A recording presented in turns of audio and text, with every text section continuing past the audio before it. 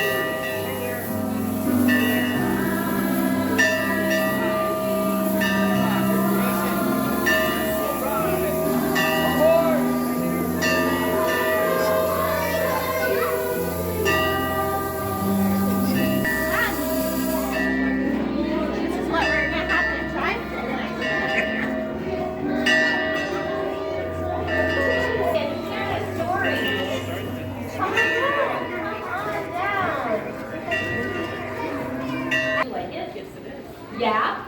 That's awesome. And your shoes? I need shoes like that to match my dress, don't I? Conductor Ken and I are going to tell you the story of our night on the Christmas City Express. This is written by myself, Cheryl Scafty, and Luke Moravec, illustrated locally by Marissa Sauer, and inspired by Marshall Bueller. Now, I can tell by the look on your face that you are wondering how I know this story, why I know this story is true. I was on that train, the train we're here to tell you about tonight. Let's say it together, the Christmas City Express. It was a snowy Christmas Eve when I boarded that train to Duluth. Snowflakes were falling from the sky, tickling my nose and collecting on top of my feet was my father's old suitcase, and everything I needed was in there. Enough clothes for the trip, a small platter of chocolate fudge to give to my grandfather, who here likes chocolate fudge, and a special gift for my grandmother, topped with a beautiful red bow.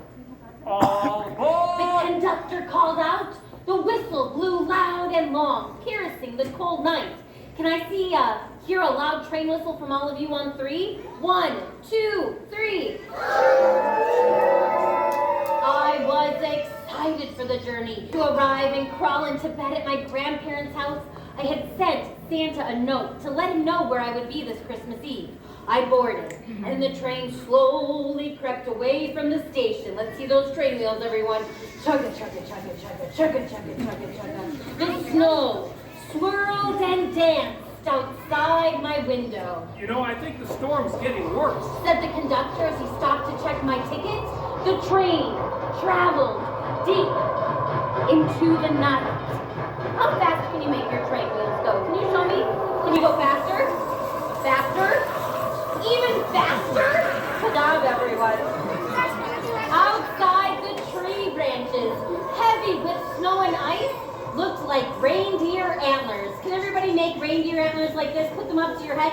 Now, adults do it too in the chairs, and I want all the kids, look back at the adults.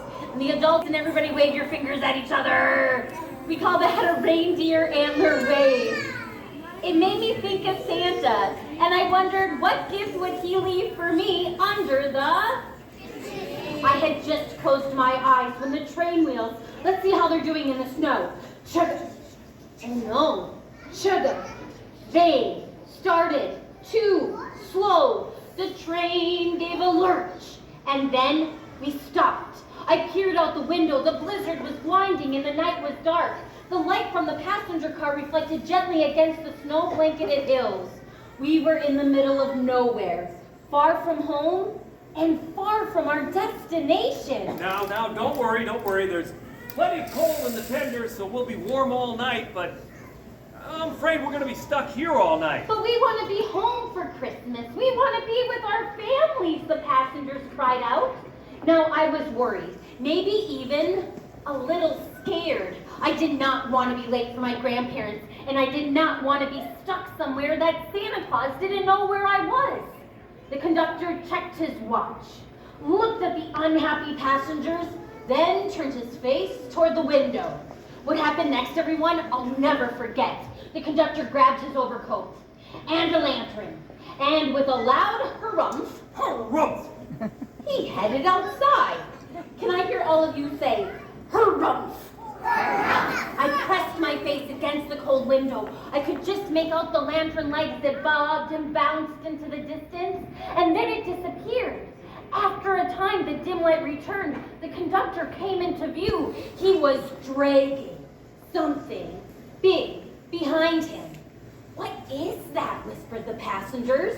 "Well, maybe it's a mailbag," one man suggested. "No, it's not," another passenger chimed in. "He's hauling someone's luggage." "Well, I don't think it's that at all," said the woman across the aisle. "I think it looks like a big black dog nipping at the conductor's heel." The passenger car was all abuzz when the conductor appeared, empty-handed in the doorway. Didn't think a stuck train could keep Christmas from coming, did you? He smiled and motioned for everyone to join him in the baggage car. I was the first to follow, and inside I saw what the conductor had brought him from the cold. And what is that? What is he dragging in the snow? A Christmas tree. Inside the baggage car was a Christmas tree. Snow and ice melted off its boughs. The smell of the needles reminded me of my Christmas tree at home, decorated with all my dirty socks. No. Did I get that right? No. I think I forgot what goes on a Christmas tree. I bet they can help. Okay, can you help me? Remind me. Ornaments? Anything else? Ornaments. Lights? Anything else?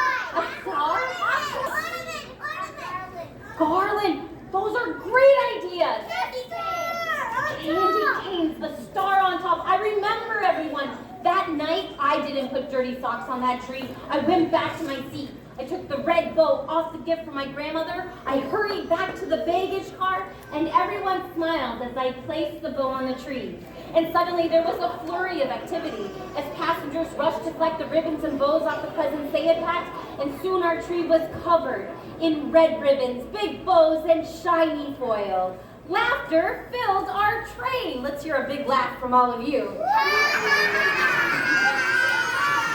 A man with a deep voice started to sing carols. We wish Can you sing with a deep voice? Wish you a Merry Christmas. We wish you a Merry Christmas and a Happy New Year. A woman shared snowman-shaped cookies, and the conductor heated water on the train's boiler and made hot chocolate for everyone. Let's drink it like everyone taught us. Let's blow. Sip. And the baggage car was warm. People were smiling and talking, but I was sad. You know, all I could think about was Santa Claus flying around the sky looking for me, not knowing how to find me. I was so distracted, I did not realize a woman had approached me, holding a pair of knitted mittens. She looked at me and she said, "I made these for my grandchild, but I saw how you shared, and I want you to have them. Merry Christmas." What do we say when someone gives us a gift? As I tugged on those warm, fuzzy mittens, I realized that Christmas was right here, right on the Christmas City Express. I made a wish. I wish everyone could have a gift on this Christmas night. And then suddenly, a big gust of wind shook our train. Can you all get shook by a big gust of wind and go, whoa? And then I heard it. It was quiet at first. It sounded like bells. It sounded like jingle bells. A loud thump sounded from the roof. Everyone looked up. Prancing footsteps sounded from above. Conductor Ken, what is that noise? It's obviously the storm's getting much worse. Is that right, everyone? No. Yeah, okay. We're going to give Conductor Ken another try. Who is it, Conductor Ken? Oh, it's probably the engineer right top of the train. Okay, Conductor Ken, you got this. One more time. Okay, big gust of wind. Mm-hmm. Probably blew a tree down on top of the train. Everyone was talking at once, but they all fell silent when Santa appeared in the doorway. Can you all say hi, Santa? Raise your hand if you knew it was Santa up there. You did see Santa? I knew it was you. Well, I heard your wish. And with that, Santa handed me a gift. It was beautifully wrapped with paper and a fancy ribbon, and after each passenger had received a gift from Santa's bag, he turned to leave. Can you all say, "Wait, Santa"? Wait, Santa. I went over to the tree and a bow I had tied earlier to it, and I brought that bow to Santa. Can you bring it to Santa?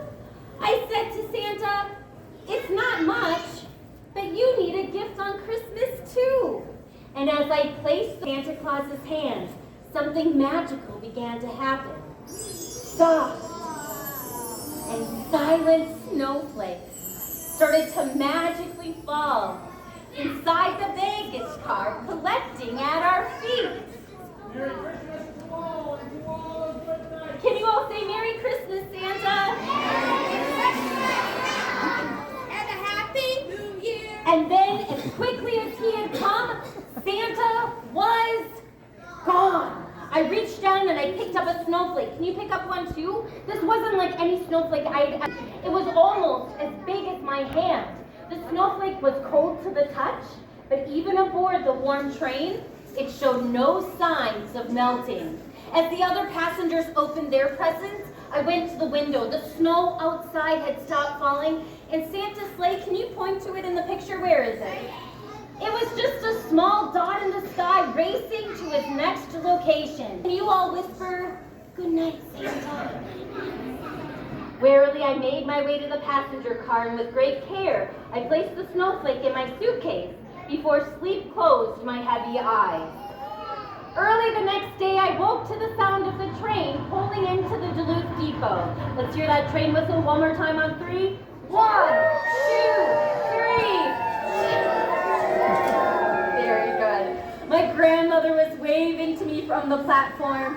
No one spoke of the events of the night before, and the conductor ushered us off the train with a smile and a tip of his hat. Can you tip your hat back to Conductor Ken? Good job.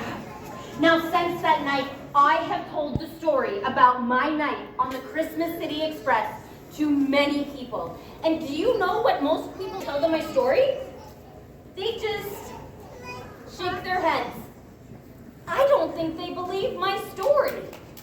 But I do, because every Christmas Eve, I open my father's old suitcase and hold in my hand a snowflake that is cold to the touch and has still not ended.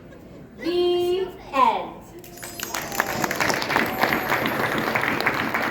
I will take your question after the show, okay?